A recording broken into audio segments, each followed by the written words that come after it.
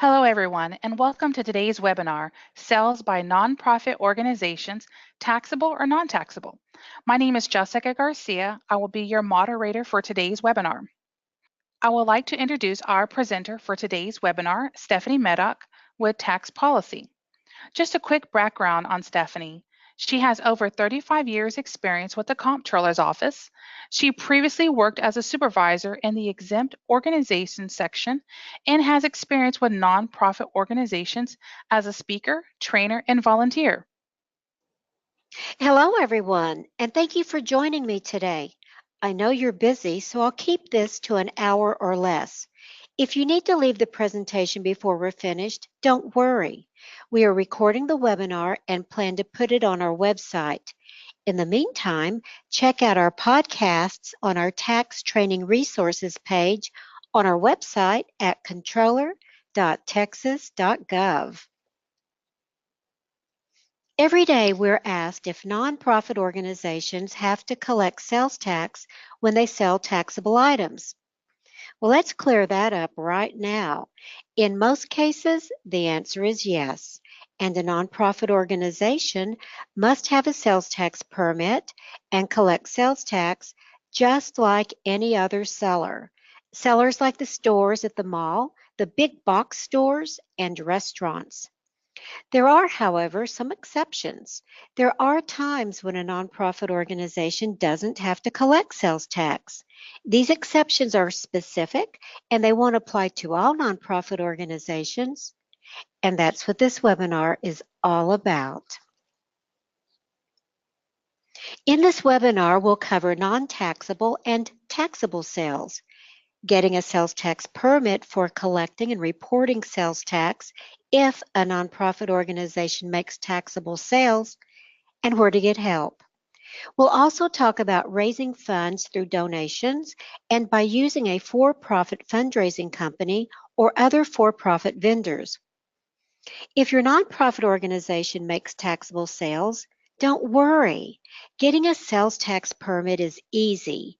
It's free, and we have staff to help you with any questions you may have along the way, from how to get the sales tax permit to how to report the tax. But first, I have 3 true or false questions for you to think about. Compare the answer you have in mind now with your answer at the end of the presentation. Okay, here we go. Are you ready? Question number 1, true or false?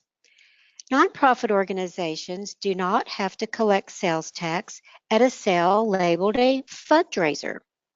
Fundraiser. What do you think about that? Is fundraiser a special term? Do you have your answer? Well, then let's move on to question number 2. True or false? A nonprofit organization that pays the sales tax when it buys taxable items to sell does not have to collect sales tax when it sells those items. So do you think if a nonprofit organization pays the sales tax up front, then it doesn't have to collect tax? And finally, our last question. Question number 3, true or false? A nonprofit organization accepts used or donated items to sell at a fundraiser. It must collect sales tax on the taxable items. Used, donated. Do these affect collecting the tax? Someone else probably paid the tax on these things already. Oh, and anyway, some of these items aren't new. Have your answers in mind? Well, let's move on and see if we can confirm your answers to the true or false questions. Here are some general principles about Texas sales tax. Sales tax is a transaction tax, and each transaction is judged independently. The fact that a nonprofit organization paid tax when it bought the items to sell, first transaction, has no effect when it sells the items, second transaction.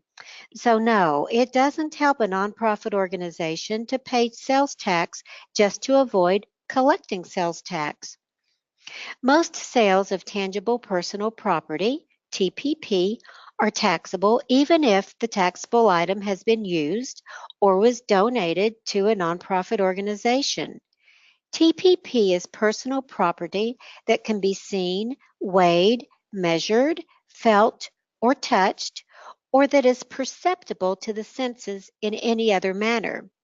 The chair you're sitting in, the stand-up desk where you may be working, the clothes you are wearing, the monitor you're watching this webinar on, all are TPP and subject to sales tax.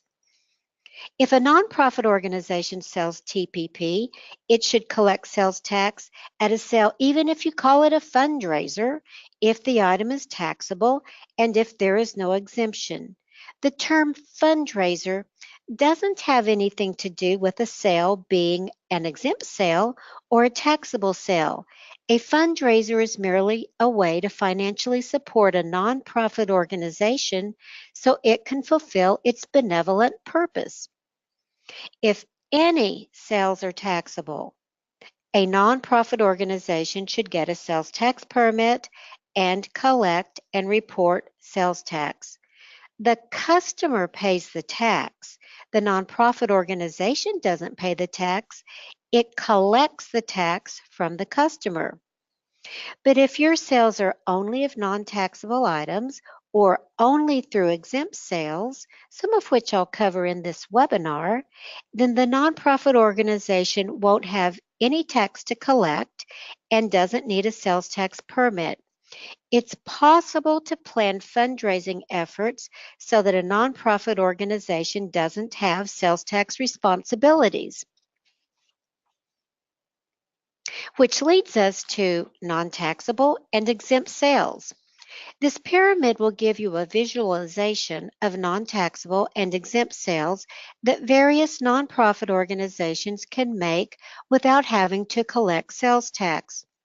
Let's start at the base of the pyramid with exempt sales for all nonprofit organizations and working up to exempt sales for only designated or specific nonprofit organizations.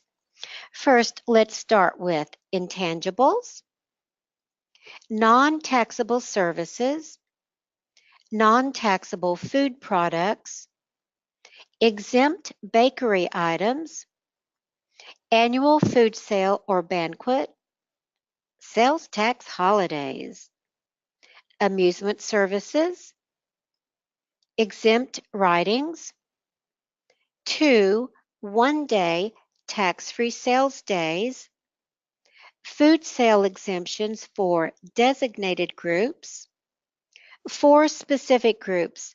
Will cover their individual special sales separately.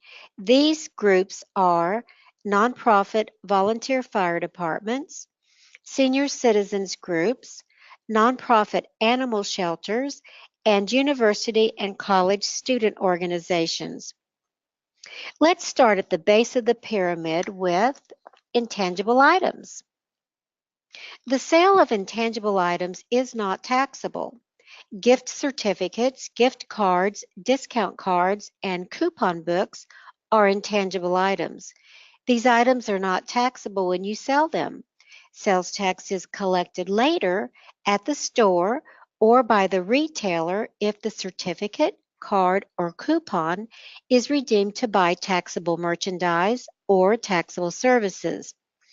Now, on the list of intangible items are raffle tickets. People always want to know if they have to collect sales tax when they sell raffle tickets. The answer is no. If your organization has a raffle, your raffle ticket sales are not taxable. But we understand, however, that only certain nonprofit groups can have raffles. If you have questions about whether your organization can have a raffle, you can contact your local district attorney's office or the Texas Attorney General's office. The Attorney General's website is www.texasattorneygeneral.gov. Some services simply are not taxable no matter who provides the service. A nonprofit organization doesn't have to collect sales tax if it provides non-taxable services. Some examples of non-taxable services are a car wash, pet sitting or walking, babysitting, or face painting. Just like intangible items and non-taxable services, certain food products simply aren't taxable. This means that a nonprofit organization doesn't collect sales tax if it sells non-taxable food products. Some examples are bottled sauce, salsa, jelly, syrup, mixes that are packaged to be prepared at home, such as mixes for dips, desserts, pancakes, or bread, boxes of fresh fruit, frozen cookie dough, fresh cracked nuts, and cheese. And here's another food sale exemption, bakery products. Bakery products including but not limited to pies, cookies, cakes, donuts, pigs in a blanket, bagels are exempt if you sell them without eating utensils. Eating utensils include plates, bowls, spoons, knives, and forks. But napkins and wax tissues are not eating utensils. So, if you put a donut on a plate for your customer at a bake sale, the donut is taxable and you should collect sales tax. But if you use a napkin or wax tissue to transfer the donut to your customer, the donut is not taxable since you did not serve it with an eating utensil. A bag, sack, or hinged to-go box is not an eating utensil. So, of course, it's okay for you to put bakery items in a bag, sack, or to-go box with a napkin, and they are still not taxable. We seem to be on a roll with exempt food sales. Okay, so here's one more. All volunteer nonprofit organizations can have a tax-free annual banquet or other food sale if it is not professionally catered, not held in a restaurant, hotel, or similar place of business, not in direct competition with a retailer that is required to collect sales tax, and the volunteer members of the nonprofit organization prepare, serve, and sell the food. The exemption does not apply to non-food items such as alcoholic beverages. So if you sell beer, wine, or other alcoholic beverages at the event, you would have to have a sales tax permit and collect sales tax on the alcohol sales. You can read all about this exemption in our publication 96-122 regarding exempt organizations. Whew, I'm starting to get a little bit hungry. Let's move on to a new category that doesn't involve food. Everyone loves a holiday, right? I know I do, especially when it's a sales tax holiday. And I hope all of you have been taking advantage of the tax savings during Texas's 4 annual sales tax holidays. Texas's 4 sales tax holidays are the Emergency Preparation Supplies holiday in April, the Energy Star Products holiday in May during the Memorial Day weekend, the Water Efficient Products sales tax holiday also during the Memorial Day weekend each May, and the Clothing, Footwear, and Back to School items sales tax holiday in August. These sales tax holidays are for a specific period of time and exempts selected taxable items. During these holidays, all Texas sellers do not collect sales tax on the specific items. Now, when you think about these holidays, you're probably thinking about them in terms of you as the buyer and not having to pay sales tax to the seller during these holidays. But since all Texas sellers don't collect sales tax on the specific items during the holiday period, this means that a nonprofit organization doesn't collect sales tax either if it sells eligible items during a sales tax holiday. The oldest and perhaps the most widely recognized sales tax holiday is the Clothing, Footwear, and Back to School sales tax holiday each August. During this holiday, sales of most clothing and footwear priced under $100 is exempt.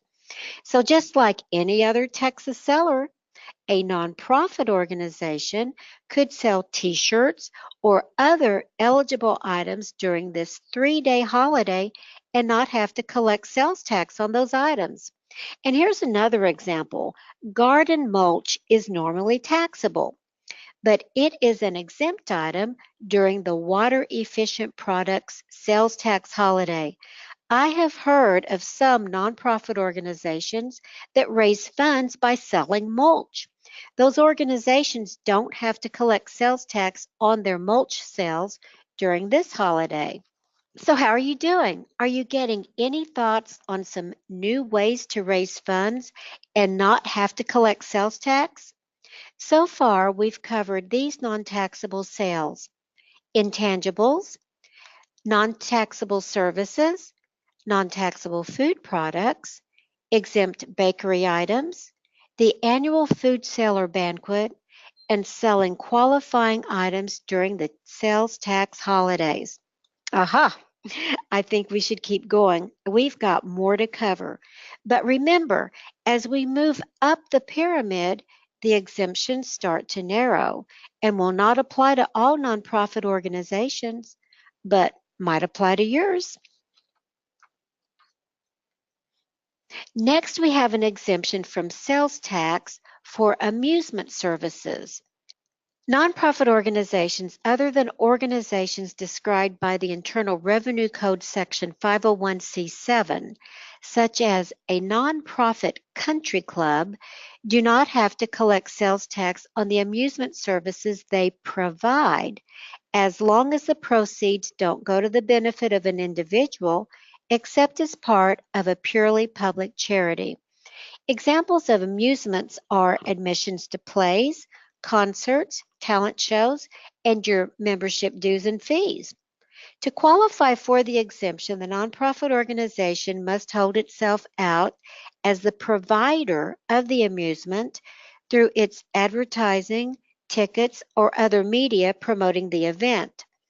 Although the nonprofit organization cannot be in a joint venture with a for-profit entity to provide the event, it can hire a for-profit entity for the expertise to produce the event without losing its exemption. If you need information about 501c7 organizations, contact the IRS at www.irs.gov or call the IRS toll-free at 877-829-5500. Here's another exemption from collecting sales tax for certain nonprofit organizations: a religious, philanthropic, charitable, historical, scientific, or other similar nonprofit organization that is a qualified Internal Revenue Code Section 501c3 organization does not have to collect sales tax on the periodicals and writings it publishes and distributes. Periodicals and writings could include books, directories, pamphlets, and programs. Writings published and distributed by public and private schools, colleges and universities, and other similar institutions that are organized for the systematic dissemination of knowledge through a formal program of instruction do not qualify for this exemption. The nonprofit organizations that qualify for this exemption do not have to collect sales tax on the writings they publish and distribute. And it is okay for the organization to use an outside printer for printing, binding, and placement of items without losing the exemption. For example, a nonprofit historical society could gather the information for a book on the history of its area, and it would not have to collect sales tax when it sells these books. Because it is an exempt writing, these exempt sales can be ongoing. Now, items that contain printed materials but that primarily serve other purposes or functions are not exempt. Examples of such non-exempt items include bookmarks, clothing, posters, artwork, photographs, novelties, and souvenirs. Here's an exemption that you may have heard something about, and we get a lot of questions about it. It's a popular exemption, but again, one that not all nonprofit organizations qualify for. To be eligible for this exemption from collecting sales tax, a nonprofit organization first must qualify for exemption from paying sales tax on its purchases as a charitable, educational, or religious organization, or as a nonprofit organization that is qualified for exemption from sales tax based on a 501c3, 4, 8, 10, or 19 status from the Internal Revenue Service. These nonprofit organizations and each of their bona fide chapters can have 2 one-day tax-free sales or auctions each calendar year. During each one-day sale or auction, the organization does not have to collect sales tax on the taxable items it sells. For purposes of the exemption, one day is counted as 24 consecutive hours. For example, a one-day tax-free sale can go from noon Friday until noon Saturday. Now, if you want to put your 2 tax-free sale days back to back, you can do that too. For example, start at noon on Friday and end at noon on Sunday. But if you do this, you have used up both one-day tax-free sales days for the entire calendar year. The eligible nonprofit organization must designate in advance and document the information in its records when it will have these tax-free sale days. Then, at the tax-free sale days, the organization must let the customers know it is a qualified tax-free sale day. The organization can do this by having a statement on the receipts or posting a sign at the checkout area. If the organization sells an item for more than $5,000, it should collect sales tax unless the organization made the item or the item was donated to the organization and not sold back to the donor. Earlier, we talked about food that just isn't taxable and that no one pays or collects sales tax on. For example, when you buy a bag of apples at the grocery store or a packet of pancake mix. In many cases, though, food is taxable, such as when you buy a meal at a restaurant, a taco from a mobile vendor, or a hamburger at a fast food drive-thru, as well as soft drinks and candy at a convenience store.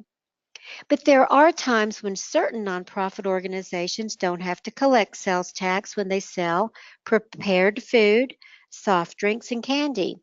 These exemptions are explained in subsection G of Sales Tax Rule 3.293 regarding food, food products, meals, food service. Now, I won't go over all of the exemptions, but here are some examples. Food products, meals, soft drinks, and candy are not taxable when sold by a church or at a function of the church, sold by a member or volunteer for a nonprofit organization devoted to the exclusive purpose of education or religious or physical training of persons under 19 years of age, if the sale is part of a fundraising drive sponsored by the organization for its exclusive use. For example, this exemption covers youth athletic organizations and their Little League concession sales. Sold or served during the regular school day by a public or private elementary or secondary school, school district, bona fide student organization, parent-teacher organization, parent-teacher association, booster club, and other school support organizations by agreement with the proper school authorities. And some of these groups can even sell these edible items outside of the regular school day tax-free as well. But again, check out Rule 3.293 for all of the details. Well, we've made it to the last group at the top of the pyramid. And now for the final four. Four specific groups, starting with the specific exempt sales provision for nonprofit volunteer fire departments. This exemption is similar to the two one-day tax-free sales I covered earlier. There is a special provision for nonprofit volunteer fire departments that have qualified for exemption from paying sales tax that lets them have 10 tax-free sales or auctions each calendar year. Each sale must last 72 hours or less. A tax-free sale lasting longer than 72 consecutive hours is considered more than one exempt sale. For example, if a week-long sale, 7 days, well, that would use up 3 of the 10 tax-free sales. Nonprofit Senior Citizens Group can have 4 tax-free sales events each calendar year. The 4 events combined cannot last for more than 20 days total. These groups do not have to collect sales tax on items they sell during these tax-free sales if all items are made or assembled by persons 65 years or older. The sales are part of a fundraising drive to provide assistance to elderly persons, and the net proceeds go to the organization or to the person who produced the items or both. We're getting close to the end of the exemptions. Now here's one more. It's for nonprofit animal shelters. An animal shelter is a facility that keeps or legally impounds stray, homeless, abandoned, or unwanted animals.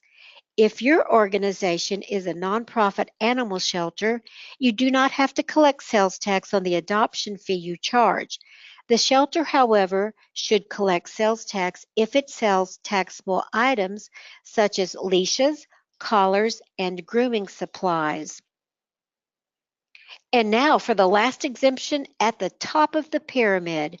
University or college student organizations affiliated with an institution of higher education in Texas can hold a one-day tax-free sale each month.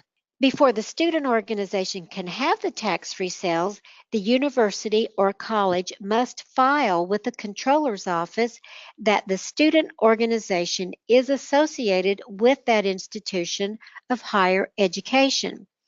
The sales must be to raise funds for the student organization, and the purpose of the student organization cannot be to engage in business or to make a profit. This exemption does not apply to items sold for more than $5,000 unless the organization manufactured the item or the item was donated to the organization and not sold back to the person who donated the item. Now, in addition to these monthly tax-free sales, qualified student organizations do not have to collect sales tax on the first $5,000 of their taxable sales in a calendar year. Well, let's take a last look at the pyramid and the examples of tax-free sales that might apply to your nonprofit organization. Intangibles, non-taxable services, non-taxable food products, exempt bakery items, annual food sale or banquet, sales tax holidays, amusement services, exempt writings, 2 one-day tax-free sales days, food sale exemptions for designated groups, 4 specific groups, nonprofit volunteer fire departments, senior citizens groups, nonprofit animal shelters, and university and college student organizations. At the beginning of the webinar, I mentioned 2 fundraising methods that aren't on the pyramid. They're not on the pyramid because one may not be a sale at all, and the other is not your sale. We'll talk about fundraising by collecting donations from the public and using a for-profit fundraising company or other vendor. Donations. Sometimes a donation is just that, a true gift to the nonprofit organization. But at other times, a donation is actually a sale, and that sale may be taxable. If it is a taxable sale, the nonprofit organization should have a sales tax permit and collect and report and remit sales tax. Voluntary donations are not subject to sales tax. For example, if someone gives your nonprofit organization $20 and you have not offered anything in exchange for the $20, then there was no sale and the organization does not have any sales tax to collect or report. A true donation is a gift and not an obligation or a sale. Sometimes, however, an organization might offer an item, such as a baseball cap, in exchange for a donation. Let's say a $10 donation. Is this a donation or a sale? In determining the answer, there are two questions to ask. Is the donation mandatory? And if so, is the value given commensurate with the donation? Unless you're prepared to give away the item regardless of whether someone makes a donation, then the donation is mandatory and the second question comes into play. If people are basically giving what the item is worth, that is the fair market value of the item, this is a sale. Tax should be collected if the item is taxable. In our example, a $10 mandatory donation to receive a baseball cap worth $10 is a sale and not a donation. The nonprofit organization should collect sales tax on the mandatory $10 charge or the sales price. Obviously, if someone gives $100 or even $1,000 for an item worth only a nominal amount, such as $1 or $5, well, then that would be considered a donation. I want to talk about sales when a nonprofit organization may look like it's the seller, but it isn't. This is a case when a nonprofit organization engages with fundraising companies to raise money. Well, now I'm pretty sure that most of you have bought products this way. I know I have, or maybe your organization has sold items through a fundraising company. Generally, in this type of sale, a nonprofit organization enters into an agreement with a fundraising company to sell taxable items such as wrapping paper, gifts, candles, or candy. The nonprofit organization gets a share of the proceeds from the sale. The fundraising company coordinates the event and provides the nonprofit organization with materials to hold the sale. These materials may be brochures, catalogs, sales forms, receipts, flyers, posters. The nonprofit organization markets the items for sale by using the materials provided by the fundraising company. The nonprofit organization collects the money from the customers and forwards the money collected to the fundraising company. For its efforts, the fundraising company lets the nonprofit organization have an agreed upon portion of the proceeds from the event.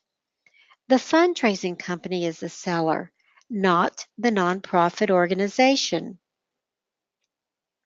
As a seller, it's the fundraising company's responsibility to report and remit the sales tax to the controller's office. This type of fundraising does not count as a sale of any type by the nonprofit organization. It is the fundraising company's sale, and there is no exemption for the taxable items sold. The fundraising company must make sure the nonprofit organization collects the correct amount of sales tax on all taxable items. The fundraising company can have the nonprofit organization calculate and collect sales tax on the sales price of the taxable items, or the fundraising company can price the items, tax included, and the tax is included in the sales price of each taxable item. Now, similar to fundraising companies, You may run across a situation with an independent consultant for a direct marketing company. For example, a consultant from a cosmetics, candle, or kitchenwares company may offer to give your nonprofit organization a percentage or portion of the proceeds from the sales if the nonprofit organization will have a party or otherwise take orders for the consultant. This is a taxable sale for the consultant. The purchasers should pay the appropriate amount of sales tax, even if the nonprofit organization gets a commission or portion of the proceeds for its efforts. We've talked about different kinds of non-taxable and exempt sales available to nonprofit organizations. But if you find your nonprofit organization's sales will include taxable sales, it will need a sales tax permit. And you can apply for a sales tax permit in one of three ways: online, by mail, or in person at a local controller field office. Here is an example of a sales tax permit.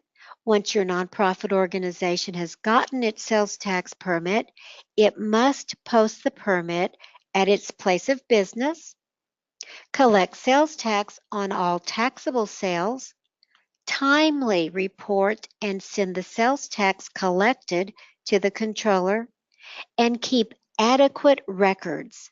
Even if your nonprofit organization is run by volunteers, the organization must follow all of these procedures. Let's look at the 3 true or false questions from the beginning of the webinar.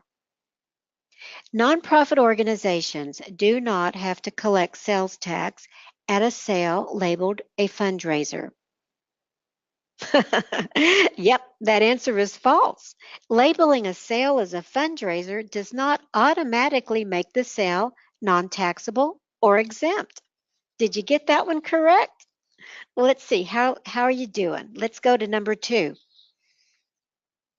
A nonprofit organization pays the sales tax when it buys taxable items to sell. It does not have to collect sales tax when it sells those items.